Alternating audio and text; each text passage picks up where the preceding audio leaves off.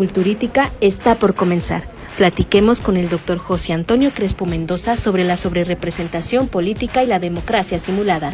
No te muevas, estamos por comenzar.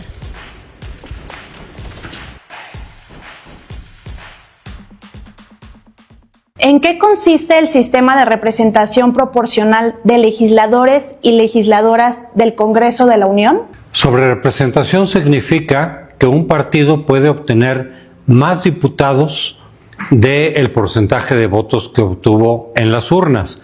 Por ejemplo, un partido tiene 40% del voto y sin embargo por el sistema de sobrerepresentación que hay en algunos países, como México, podría tener 50%, por decir algo, de los diputados. Hay una diferencia. Eso significa que otro partido, por ejemplo, que tuvo 30% del voto, va a obtener 20% de diputados. Es decir, lo que le das de más a un partido, se lo quitas a otro partido y generas una distorsión de la representación ciudadana en el Congreso. Entonces depende de qué tanta sobrerepresentación hay una mayor o menor distorsión de esa representatividad ciudadana. ¿Cuáles son las ventajas y desventajas de la representación proporcional política en México? Bueno, en México tenemos un grado de sobrerepresentación, pero la representación proporcional simple, que existe en muchos países europeos, en Japón, etcétera, significa que la fórmula te permite equiparar el porcentaje de votos de un partido con porcentaje de diputados. Entonces, distinto al ejemplo que yo había puesto, si aquí un partido saca 40% de votos, obtiene 40% de diputados, 30%, 30%.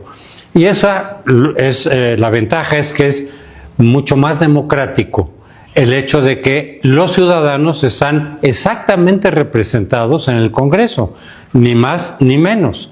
Y eso valora también o respeta un principio fundamental de la democracia, que es un voto es igual a otro voto de cualquier ciudadano. Si tú pones sobrerepresentación, ¿sí?, estás quitando ese valor, es decir, el partido sobrerepresentado, quienes votaron por ese partido, su voto está contando más que quienes votaron por el partido subrepresentado. Entonces, la representación proporcional equitativa respeta un voto igual, el valor de todos los ciudadanos, y el porcentaje de ciudadanos que votan por un partido están exactamente representados en el Congreso, y eso en el caso de todos los partidos. Esa es la ventaja que tienen los países que tienen esta fórmula. ¿Cómo afecta la sobrerepresentación política al pluralismo político y a la democracia?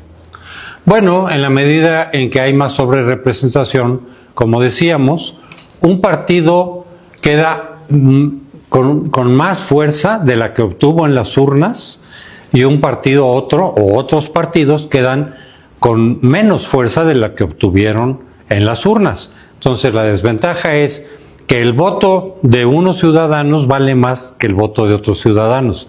Se rompe una regla democrática que es el voto debe contar igual para todos los ciudadanos.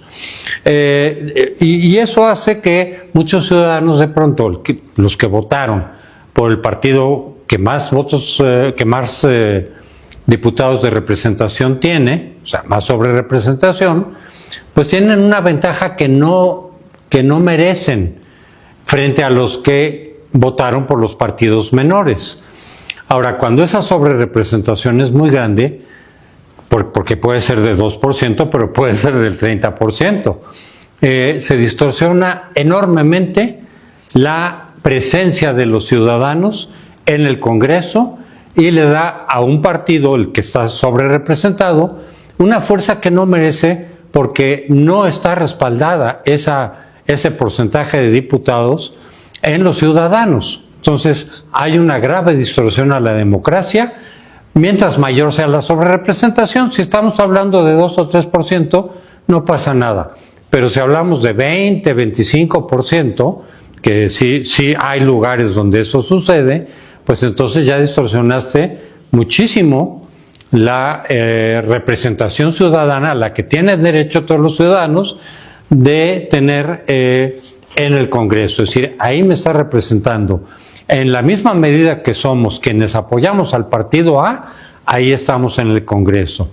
Entonces, se rompe la igualdad democrática mientras mayor sea la sobrerepresentación. ¿Qué dice sobre la sobrerepresentación política nuestra Carta Magna y la Ley de los Partidos Políticos?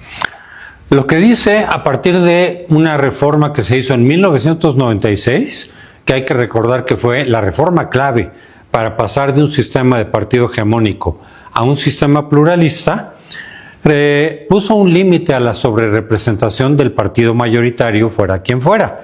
En ese momento era el PRI, por supuesto. Le puso el límite de 8%.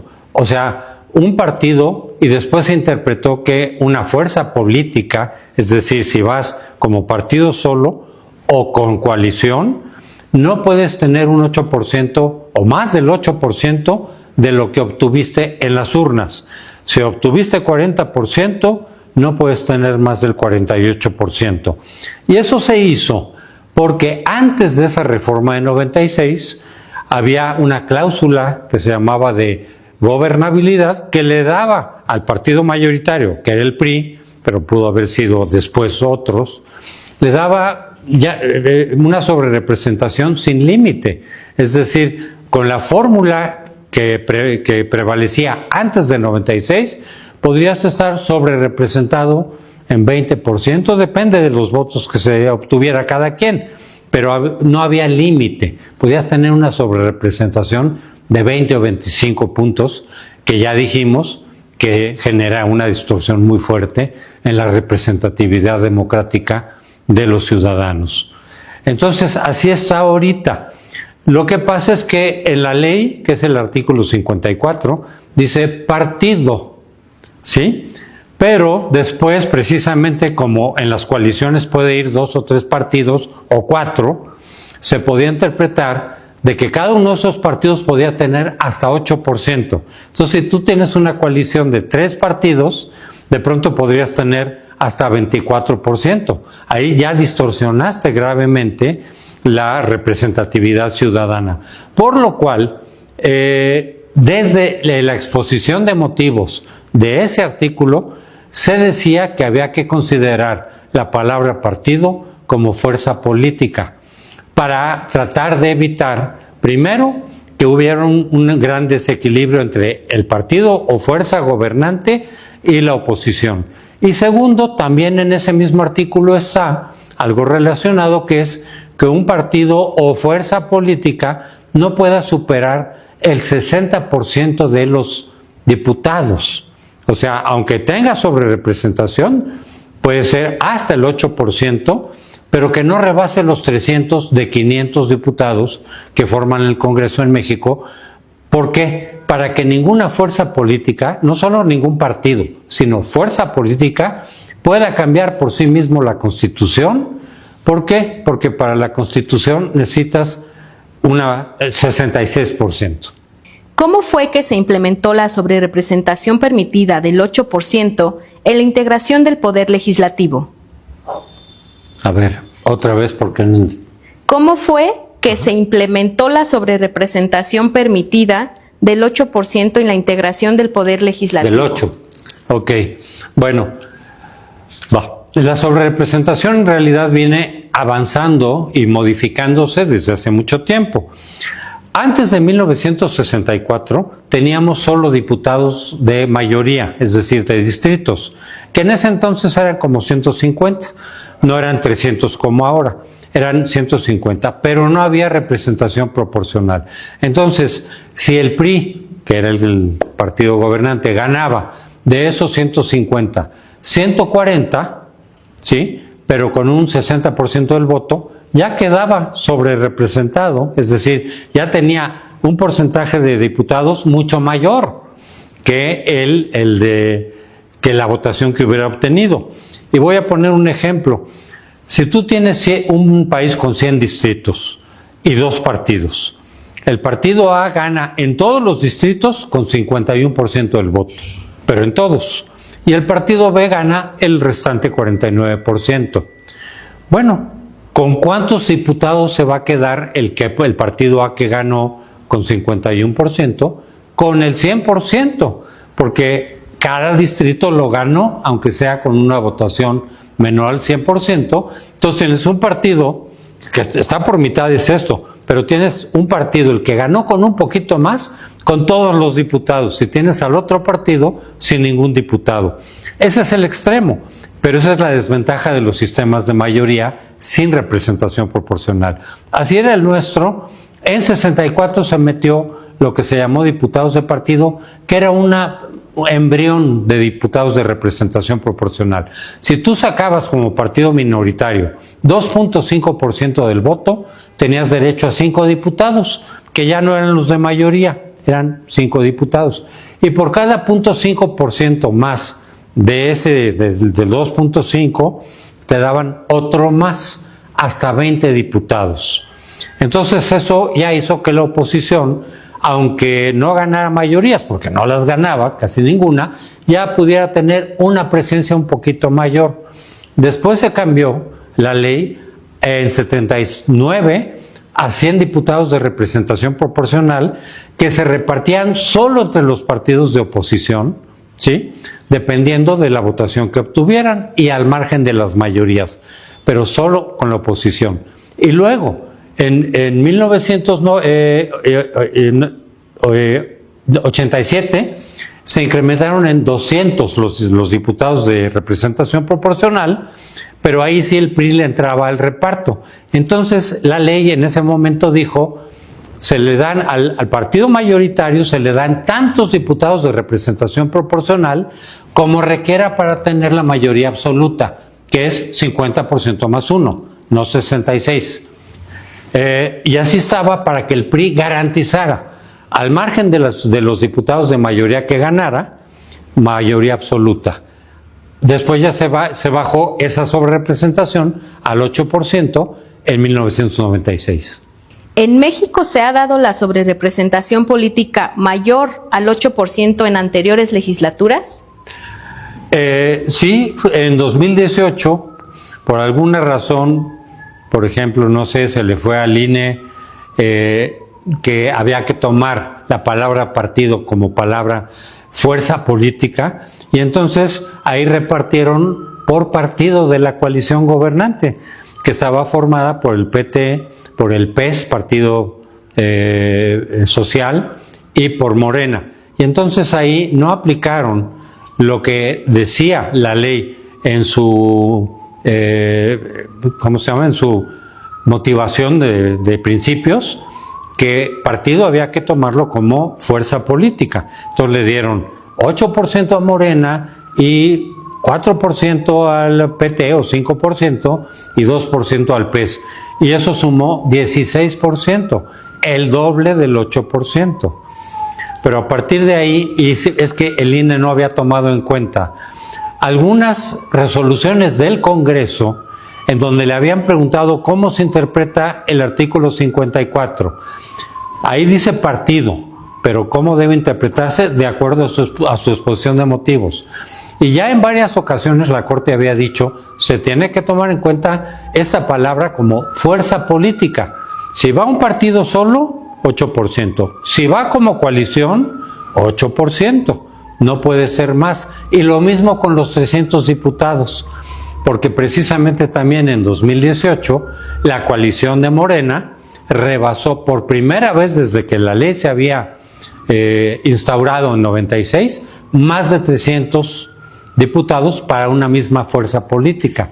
Ganó 308, no es mucho, pero rebasó los 300 que dice la ley. Entonces eso es lo que ha pasado. O sea, cuando se rompió, digamos, este equilibrio fue 2018 con Morena, y eso es lo que se pretende que pase también en esta ocasión. Doctor, coméntenos cómo sería la sobrerepresentación política en la Cámara de Diputados y Diputadas si el INE asigna las diputaciones plurinominales por partido, como lo demanda Morena y sus aliados, incluso López Obrador. Exactamente. Si vuelven a querer interpretar, pese a lo que ha dicho la Corte, en varias ocasiones, y entonces ya es jurisprudencia de la Corte, que tiene un valor fuerte, no se puede pasar por encima de una jurisprudencia nada más como así. Bueno, si deciden pasar por encima de la jurisprudencia de la Corte y decir partido quiere decir partido y no coalición, entonces la coalición de Morena más el Verde más el PT van a tener 375 diputados, es decir, 75 más de los que marca la ley, de los 300. Y en términos porcentuales sería un 75% de diputados cuando sacaron el 55% de votos. Entonces, en lugar del 8% de sobrerepresentación, sería 20% o algo aproximado, 19-20, de sobrerepresentación. Con lo cual, entonces sí, la distancia es muy grande, porque entonces a los partidos que están en la oposición les quitas 20%, y entonces la distancia, en lugar de ser de 10%, esa fue la distancia que hubo entre la coalición y la oposición, se extendería a 50%. O sea, pasas de una distancia que fue lo que la gente votó en las urnas, del 10% a 50%.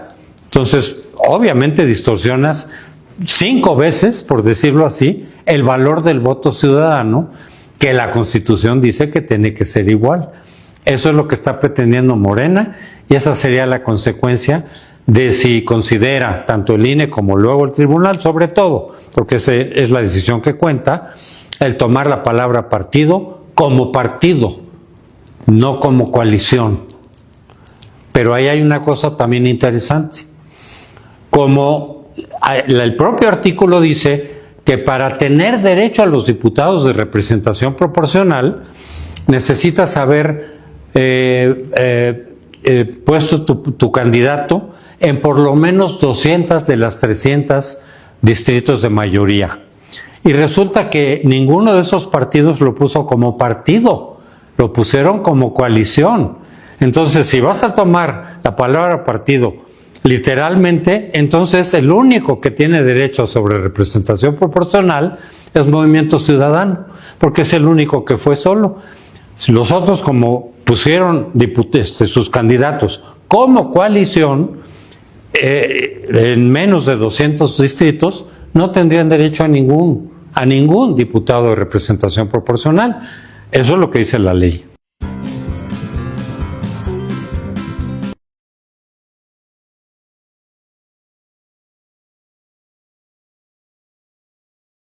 Bienvenidos y bienvenidas a una emisión especial de Diálogos Políticos y Café. Nuestro siguiente invitado no necesita presentación, nuestro querido Platón. ¿Cómo estás?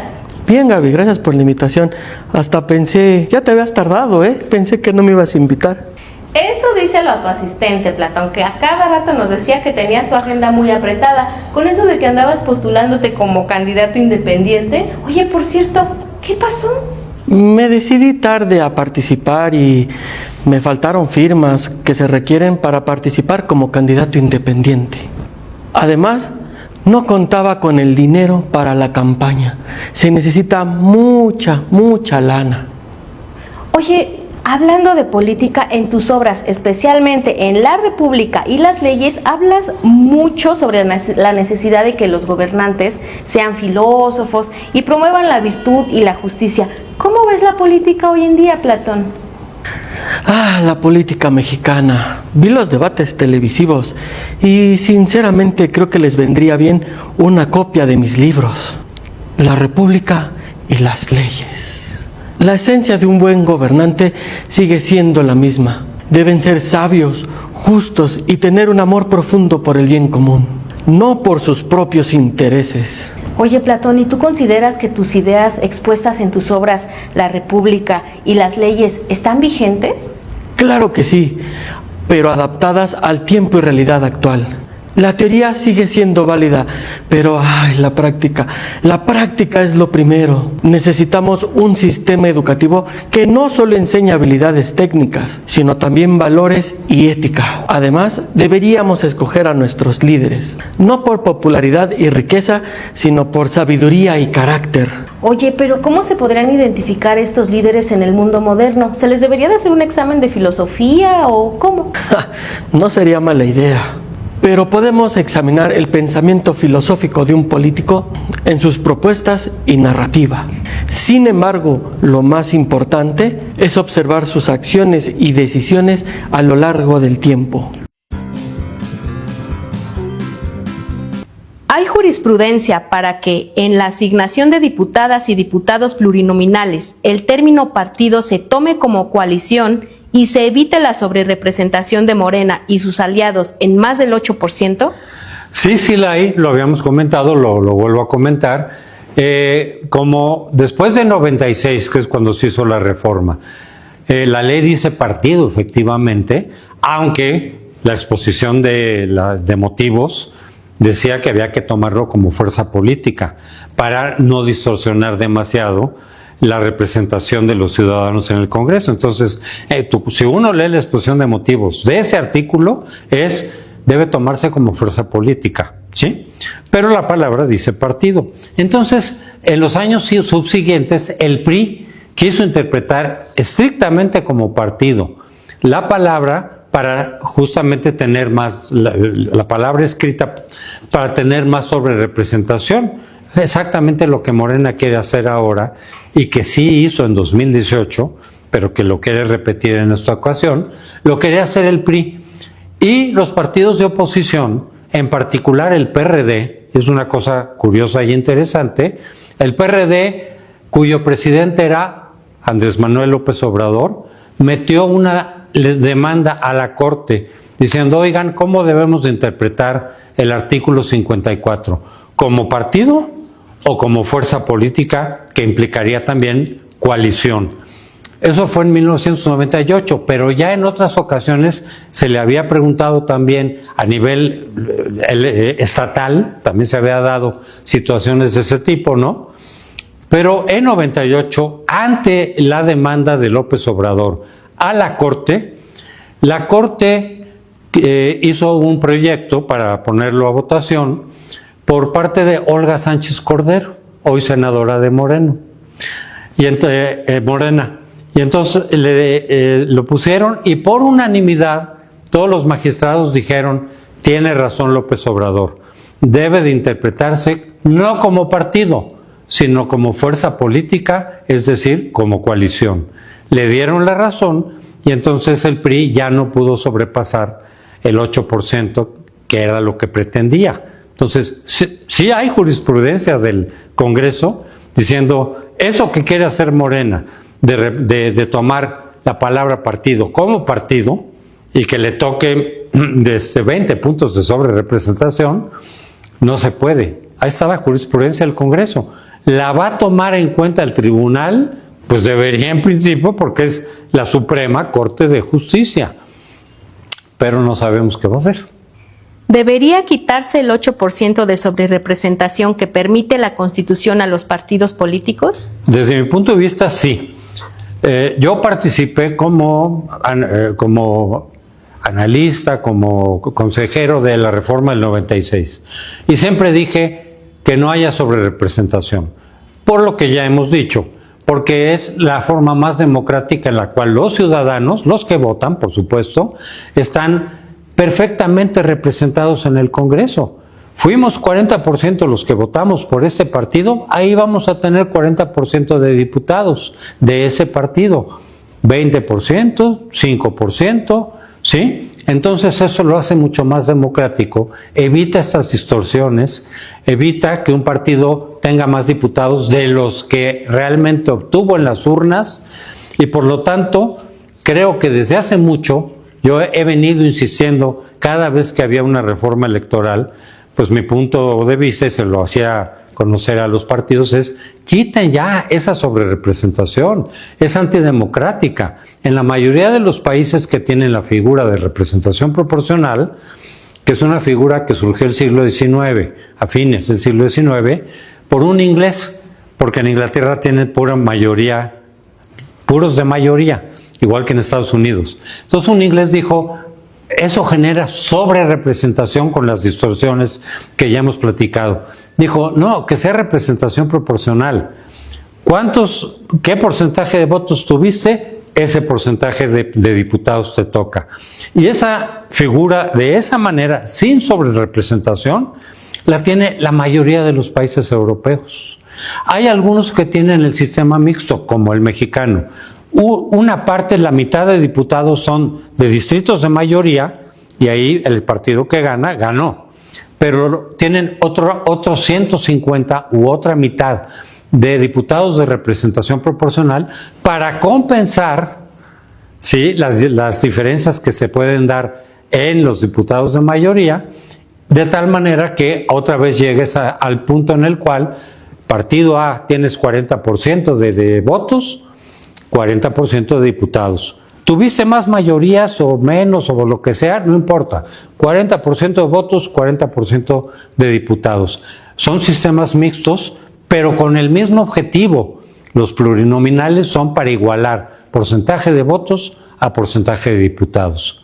Y así ocurre en toda Europa, en Japón, básicamente, bueno, en la mayoría de los países democráticos.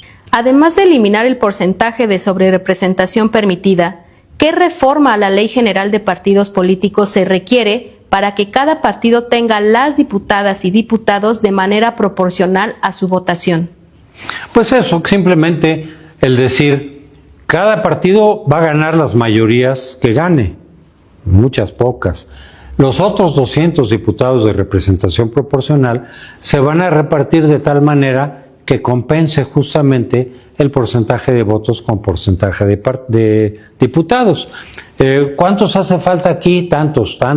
No está previsto desde antes cuántos le van a tocar a cada partido, sino a partir de los diputados de mayoría que haya obtenido, entonces se distribuyen los 200 de representación proporcional para equiparar porcentaje de votos con porcentaje de diputados. Pero otra reforma que está pendiente, que también se da en Europa, es que en lugar de que los partidos sean los que escogen a la lista de representación proporcional y el orden, porque uno nada más vota por partido, un ciudadano, y los partidos escogieron quién iba en primero, segundo, eso se llama listas cerradas. En Europa prevalece lo que se llama listas abiertas. Entonces, a ti te dan como ciudadano la lista de un partido de representación proporcional y empiezas a ver, supongamos que fueran 50. El primero no te gusta, este no lo conoces, este has oído hablar mal de él, este no te gustó, este sí lo conozco, ya lo he oído hablar bien, creo que y entonces tú escoges, aunque esté en el último lugar. Y así todos los ciudadanos escogen, y el que tenga más votos es el que queda, sin importar el orden en el que viene la lista. Eso no lo tenemos en México. Eso podría ayudar mucho a quitar esa imagen que hay en México de los diputados de representación proporcional, que los escogen los partidos, y meten a sus amigos, y meten a sus novias, o meten gente que no es preparada. Eso se quitaría, porque entonces los ciudadanos, tú dices, yo voy a votar por ese partido, ok, de ese partido en la lista yo quiero porque lo conozco, porque lo he oído. ¿En qué lugar está? En el 15, no importa, el voto va para él.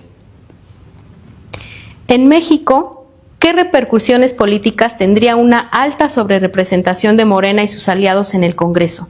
¿Fortalecería el presidencialismo y deterioraría al parlamentarismo, o vulneraría también la separación de poderes?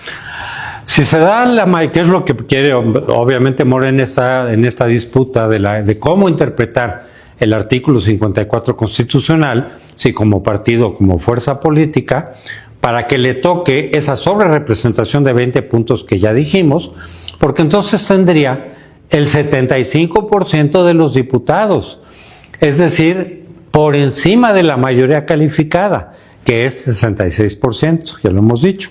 Pero ese mismo artículo, su espíritu dice, ya habíamos también dicho, que ninguna fuerza política puede sobrepasar el 60%, para que ninguna fuerza política pueda por sí misma cambiar la Constitución. Si se hace lo que Morena quiere y le dan el 75% de los diputados, y si además logra comprar 3 o 4 senadores que le faltan en el Senado, ya vamos a cambiar de régimen político. Esto ya va a dejar de ser democracia, porque el partido gobernante y por lo tanto el presidente van a poder cambiar por sí mismos la Constitución sin necesidad de preguntar, de negociar, de dialogar con los partidos de oposición, como eran el PRI de 1960. Es un retroceso de 60 años aproximadamente, o 50 años. Es decir, la última vez que un partido, que era el PRI, tuvo mayoría calificada para cambiar por sí mismo la Constitución, fue en 1982, o sea, hace 40 y tantos años. En 88 perdió la mayoría calificada y entonces ya no pudo cambiar la Constitución por sí mismo. Desde entonces nadie ha tenido, desde el 82, mayoría calificada.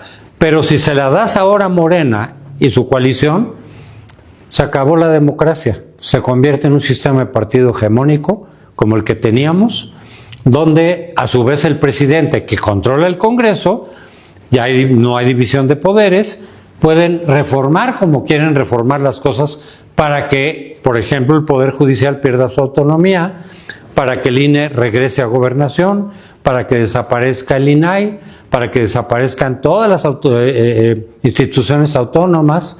Eventualmente podrían quitarle la autonomía al Banco de México también, si quieren. Es decir, se vuelve una dictadura de partido, como lo fue el PRI durante muchos años, aunque haya partidos de oposición. Cambiamos de un sistema plural de partidos a un partido hegemónico. Es decir, lo contrario de lo que ocurrió en 96 ocurriría ahorita. Es lo mismo, pero en sentido contrario, que quiere decir regresar a por lo menos 40 años atrás. ¿Cómo vislumbra la gobernanza del país sin un contrapeso legislativo al gobierno de Sheinbaum? Pues como una dictadura, que sería una mezcla de lo que fue el régimen priista hasta 88, ¿no? O hasta 94, es decir, casi 70 años de un régimen donde tienes un partido que tiene todo el apoyo del Estado. Entonces los partidos opositores ya no están compitiendo contra otro partido, están compitiendo contra el Estado, con todos sus recursos. Y yo pongo una metáfora. Haz de cuenta que un niño en la escuela de 5 años se anda medio peleando con otro que es un poco más grande que él y que le tiene ventaja, de 7 años. Bueno, pues uno tiene ventaja, pero a lo mejor el de 5 se puede defender un poco más. No, eso es en una democracia, ¿sí? En un sistema de partido hegemónico, entonces el niño de 5 años ya no se pelea con el niño de 7, se pelea con el papá de 40 o de 45 años. No tiene ninguna posibilidad de ganar, porque los recursos ya no son los que le tocan al partido aunque sea gobernante, que tendrá más recursos que tú, pero no suficiente para no poderle ganar, sino que estás compitiendo contra todo el Estado, que es un gigante. Entonces, en términos sería el Estado, el partido mayoritario y la oposición. La oposición ya no pelea contra este, pelea contra este. Se acaba la posibilidad de la alternancia de poder, como durante 70 años no hubo alternancia, regresamos a lo mismo. Nadie por la vía electoral podría quitar al partido hegemónico, que en este caso va a ser Morena. Por vía electoral ya no. A lo mejor movilizaciones, golpe de Estado, lo que estamos viendo en Venezuela, donde justamente está pasando eso. Es contra el Estado que la oposición compite, y aunque tenga más votos en las urnas, como el Estado tiene más fuerza, dice, pues de a mí no me sacas, de aquí no me sacas. Entonces no hay manera de quitar a un partido hegemónico por la vía electoral. Lo tienes que, o se desgasta solito como el PRI después de 70 años, o tiene que haber una rebelión, o tiene que haber intervención internacional, pero se acaba la democracia. La movilización de la Marea Rosa contra la sobrerepresentación no movilizó un gran contingente. ¿Cuál considera que fueron las causas de la baja participación en dicha marcha?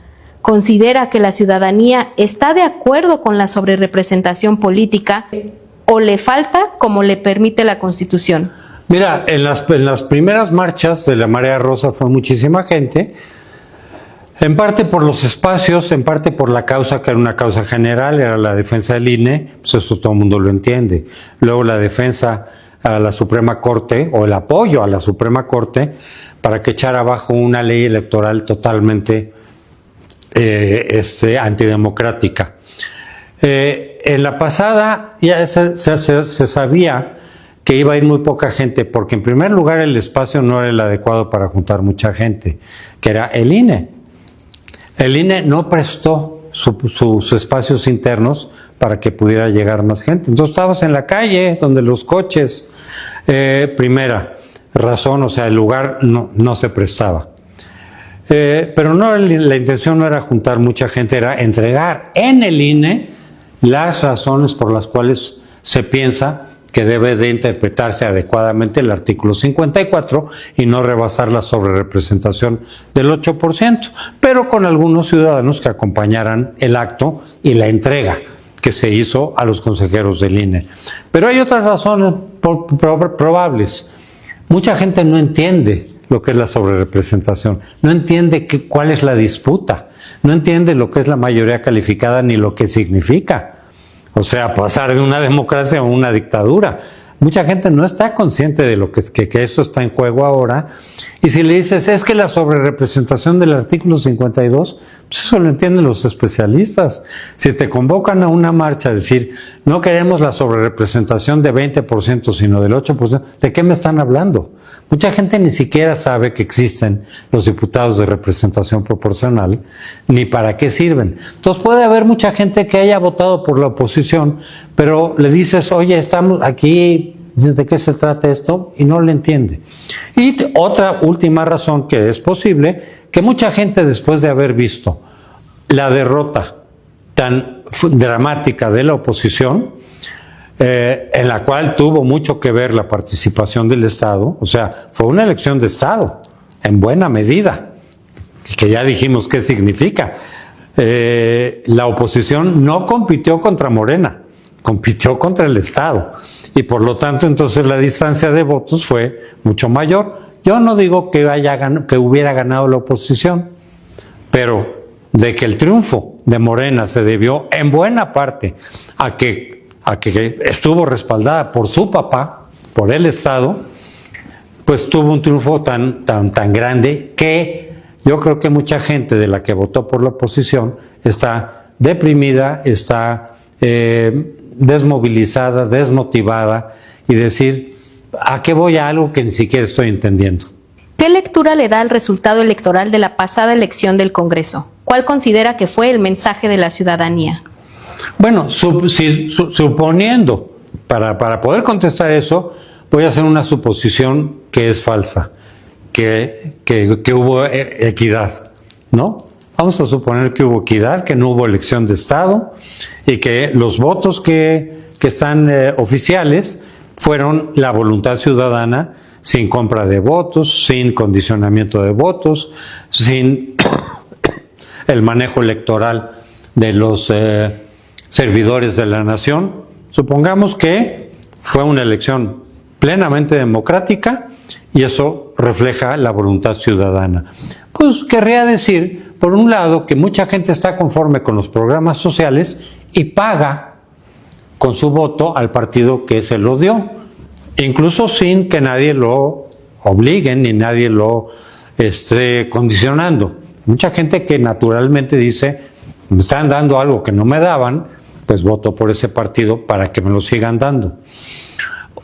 Otros simplemente están convencidos de que las cosas van bien, ¿sí? Independientemente de lo que puedan decir especialistas en distintos temas que dicen que no van bien en muchísimas cosas, pero los aficionados a Morena y los aficionados a López Obrador le creen a él, no a los especialistas. Y a veces a lo mejor solo oyen a él en las mañaneras. Entonces, si López Obrador dice, la economía va estupendamente, cuando en realidad estamos creciendo al 1%, mientras que los partidos anteriores crecían 2.5, 3, con Salinas se creció al 4.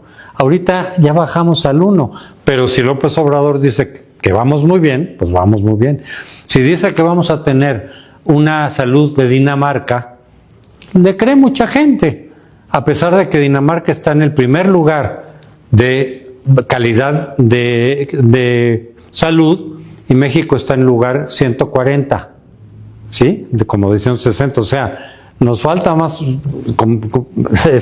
subir para llegar a Dinamarca 100 países. Pero López Obrador dice que ya estamos muy cerca de Dinamarca. Y la gente que le cree dice, oye, pues el desempeño es muy bueno y ha sido muy bueno de este gobierno. Hay que continuar y al ratito ya superamos a Suecia y a Dinamarca en 6 años. Entonces mucha gente engañada por el discurso oficial y con insuficiente información. ¿Tiene futuro la democracia en México o, parafraseando al escritor García Márquez, estamos ante la crónica de la muerte anunciada de la democracia representativa? Depende de lo que decide el tribunal. Eso se responde de lo que decidan 5 personas. De hecho, 3, porque 3 son mayoría del tribunal.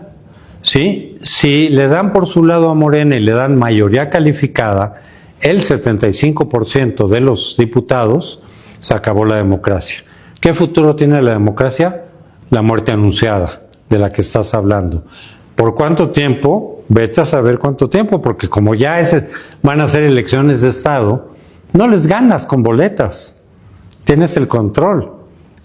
Haces trampa, haces fraude, desconoces un posible triunfo de la oposición, como ahorita en Venezuela.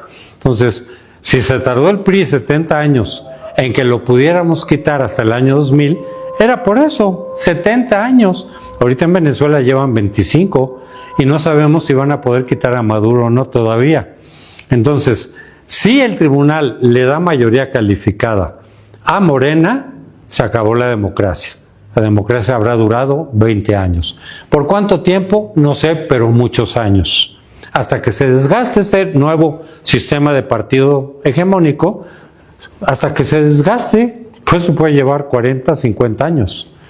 Si en cambio no le dan la mayoría calificada, seguimos como ahorita, es decir, una democracia que está siendo golpeada por la presidencia, pero hay cierta oposición, no pueden cambiar la Constitución por sí mismos, quedaríamos como estamos ahorita más o menos.